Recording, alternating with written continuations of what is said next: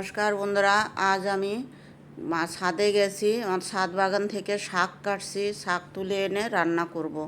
তাই শাক তোলার থেকে নিয়ে আজকে শেষ পর্যন্ত রান্না অবধি দেখাবো কিভাবে আমি কি করছি। এই যে এই শাকটা দেখুন বন্ধুরা, এটাকে ব্রহ্মাণী শাক বলে। ব্রহ্মাণী শাক, তা আমি এটা আজকে তুলে এনে অল্প একটু জায়গায় আমি লাগিয়েছি, এই যে একটা গ্রো ব্যাগের মধ্যে।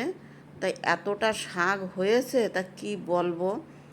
অনেক দিন হয়েছে, তোলাও হয় না, এর আগে খাওয়া হয়েছে তা দেখানো হয়নি। তা আজকে আমি ভাবলাম একটু বন্ধুদের সঙ্গে শেয়ার করি। তাই শাক তুলে নিয়ে আসছি, তুলে এনে এবার কেটে ছাদে আরও অনেক কিছু আছে, তো সেইগুলো দেখাচ্ছি না আজকে শুধু এই শাক কাটার ভিডিওটাই দেখাবো। সকাল সকালে চলে গেছে ছাদে, দেখুন বন্ধুরা এক ঝুড়ি শাক তুলে নিয়ে এসছি আমি। তুলে এনে এবার শাক ধুয়ে কেটে এবার দিয়ে দিলাম তেলের মধ্যে শুকনো লঙ্কা ফোড়ন দিয়ে আলু পেঁয়াজটা আধা ভাজা করে নিয়ে দিয়ে দিলাম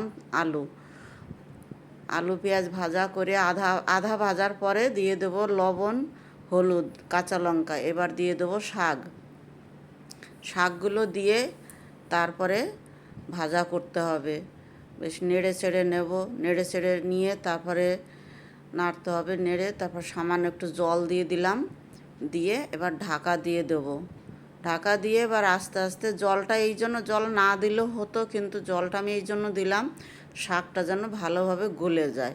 কেন কি দেখতে লাগে নরম কিন্তু একটু শক্ত হয়। বন্ধুরা এই শাকটা না খেতে একটু তেতো ভাব হয়, হালকা তেতো হয় শাকটা খেতে, ভালোই লাগে। মাছ দিয়ে রান্না করলে তো আরও ভালো লাগে। আমি তো বিনা মাছে রান্না করলাম, এমনি শুধু পেঁয়াজ ফোড়ন দিয়ে। তো যাই হোক, শাক ভাজা হয়ে গেছে বন্ধুরা। বড়মানি শাক আমি ছাদ থেকে তুলে এনে রান্না করছি। কেমন হলো ভিডিওটা, ভালো লাগলে একটু লাইক করবেন, প্লিজ একটু ফলো করে দেবেন, শেয়ার করবেন, ফলো করে পাশে থাকবেন বন্ধুরা। কেমন হলো বড়মানি শাক একটু ফলো করবেন।